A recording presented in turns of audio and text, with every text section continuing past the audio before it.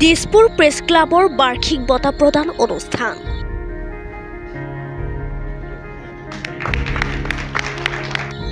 দিছপুৰৰ লোক নিৰ্মাণ বিভাগৰ প্ৰশিক্ষণ কেন্দ্ৰৰ প্ৰেক্ষাগৃহত অনুষ্ঠিত হয় প্ৰেছ ক্লাবটোৰ বাৰ্ষিক বঁটা প্ৰদান অনুষ্ঠান।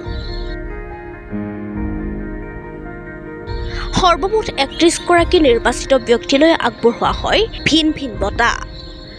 বঁটা প্ৰাপকৰ ভিতৰত আছে শৃংখল চলিহা, প্ৰস্তুতি পৰাশৰ, সাংবাদিক সুৰজিৎ শইকীয়া প্ৰমুখ্যে সমাজৰ বিভিন্ন ক্ষেত্ৰলৈ বিশেষ বৰঙণি যোগোৱা ব্যক্তিত্ব। অনুষ্ঠানত পলাশবাৰীৰ বিধায়ক হেমাংগ ঠাকুৰীয়ালৈ আগবঢ়োৱা হয় কৰ্মযোগী বঁটা।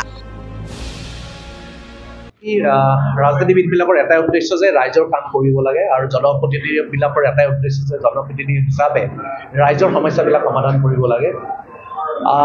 বঁটা পোৱাৰ উদ্দেশ্যৰে কোনো কাম নকৰে, এইটো আমাৰ দায়িত্ব।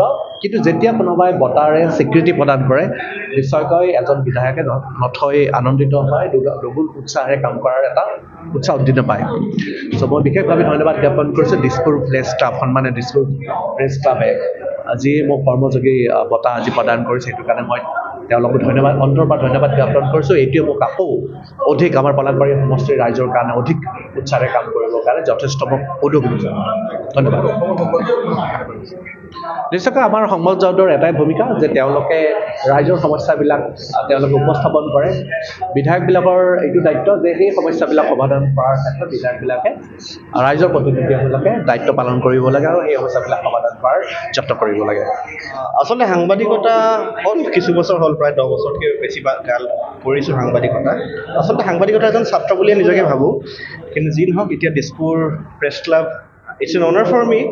আজি তেওঁলোকে কিবা চাগে দেখিছে, কি দেখিছে মই ক'ব নোৱাৰোঁ, কিন্তু কেৱল এইটো জানো যে এজন সাংবাদিক হিচাপে নিজৰ যি বাতৰি আহে, লাগিলে এটা বাতৰি আচলতে সৰু ডাঙৰ বুলি নাথাকে, সৰু হওক ডাঙৰ হওক, ৰাইজৰ দৃষ্টিতে সৰু বা ডাঙৰ হয়, আমাৰ কৰ্তব্য হিচাপে বাতৰি কৰি যোৱা।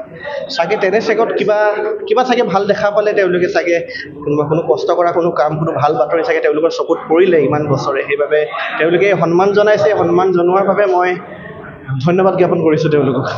ঘাত প্ৰতিঘাত থাকে, জীৱনত থাকে, ষ্ট্ৰাগল যদি জীৱনত নাথাকে তেতিয়াহ'লে আচলতে আমি আগুৱাব নোৱাৰোঁ। এতিয়াও বৰ্তমান আগুৱাব পৰা নাই, এতিয়াও বৰ্তমান ষ্ট্ৰাগল কৰি আছোঁ, কিন্তু ষ্ট্ৰাগলৰ মজাটো বেলেগ আচলতে। এই ষ্ট্ৰাগল আপুনি যিমান কৰিব, আচলতে যিমান প্ৰেছাৰ পৰিব সিমান আপুনি যিকোনো কাম কৰিব পাৰিব বুলি মই আশা কৰোঁ। মই ভাবোঁ মানে মোৰ ব্যক্তিগত দৃষ্টিভংগী। নতুন সাংবাদিকসকলক মই এটাই বস্তু ক'ম, বি লিটল বিট এগ্ৰেছিভ মানে মই কামৰ ক্ষেত্ৰত কৈছোঁ। মানে যদি 10 বজাত আহিব লাগে আপুনি একজেক্টলি 10 বজাত আহক। যদি কিবা কাম কৰিম বুলি ভাবিছে একজেক্টলি লগে কৰক। মুঠতে অলৱেজ গিভ ইয়ৰ বেষ্ট আৰু নৈতিকতা ৰাখক। নৈতিকতাৰ ওপৰত একো নাই আৰু নিজৰ স্বাৰ্থ সিদ্ধি কৰিবলৈ যিকোনো বাতৰি নকৰিব। হালধীয়া সাংবাদিকতা আজিকালি কথা ওলাইছে, হালধীয়া সাংবাদিকতাৰ পৰা পৰাপক্ষত যিমান পাৰে দূৰত থাকিব আৰু ৰাইজৰ হকে কাম কৰক, সমাজৰ হকে কাম কৰক। এনেকুৱা বাতৰিসমূহ কৰক যি কামৰ দ্বাৰা, যি বাতৰিৰ দ্বাৰা যদি সমাজৰ যদি ভাল হয় তেনেকুৱা বাতৰি কৰক। সেয়াই মোৰ ক'বলগীয়া আছে। অৰ্জন কৰিব পৰা নাই, মিছা নহয়, টকা অৰ্জন কৰিব পৰা নাই, ঘৰ এটাও বনাব পৰা নাই ভালকৈ।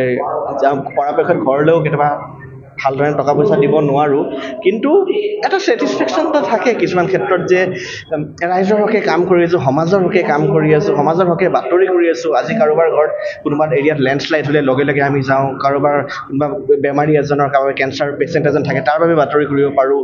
এইবোৰ আচলতে এইবোৰ আমাৰ বাবে এটা গ্ৰেটিটিউড হ'ব লাগে। আমি নিজৰ ক্ষেত্ৰত যে উই আৰ ভেৰি লাকি যে এনেকুৱা আমি কিছুমান কাম কৰিব পাৰিছোঁ যাৰ বাবে সমাজৰ ভাল হৈ আছে, ৰাইজৰ ভাল হৈ আছে। চ' তেনে ক্ষেত্ৰত যদি এইটো প্ৰসংগ যদি আপুনি টানি আনে, টকা পইচা ধন ঐশ্বৰ্য যদি আপুনি বাদ দিয়ে, এই ক্ষেত্ৰৰ পৰা মই নিজকে ধনী বুলি ভাবোঁ। এই ক্ষেত্ৰৰ পৰা বহুত অৰ্জন কৰিব পাৰিছোঁ যদি ৰাইজৰ হকে যদি কাম কৰিব যোৱাৰ দিশৰ পৰা যদি মই ক'ব বিচাৰোঁ তেতিয়াহ'লে। অসমৰ বিভিন্ন ফিল্ডত কাম কৰি থকা, নিৰবিচ্ছিন্নভাৱে কাম কৰি থকা বিভিন্ন ব্যক্তিৰ লগতে আজি আমাকো নিৰ্বাচন কৰি জীৱনজোৰা সাধনা বঁটা দিছপুৰ প্ৰেছ ক্লাবে যি আগবঢ়াইছে তাৰ কাৰণে মই অন্তঃকৰণৰ পৰা ধন্যবাদ জ্ঞাপন কৰিছোঁ তেওঁলোকক। আৰু এগৰাকী শিল্পী হিচাপে বা এই সাংস্কৃতিক জগতখনৰ লগত কাম কৰি থকা ব্যক্তি হিচাপে এনেধৰণৰ অনুপ্ৰেৰণাই আমাৰ কাৰণে খুব শক্তিকাৰক হিচাপে কাম কৰে। অনাগত সময়ত আৰু পৰিশ্ৰম কৰিবলৈ আমাক অনুপ্ৰেৰণা যোগায়। মই তেওঁলোকক ধন্যবাদ জ্ঞাপন কৰিছোঁ। আৰু বিভিন্ন ফিল্ডৰ যিসকল ব্যক্তিক তেওঁলোকে এই অনুষ্ঠানৰ যোগেদি আজি উৎসাহিত কৰিছে তেওঁলোকলৈও মোৰ আন্তৰিক অভিনন্দন জ্ঞাপন কৰিছোঁ। দ্য নিউজলেণ্ডছ অবিৰত তথ্যানুসন্ধান আপোনাৰ সেৱাত খবৰ সন্ধান দ্য নিউজলেণ্ড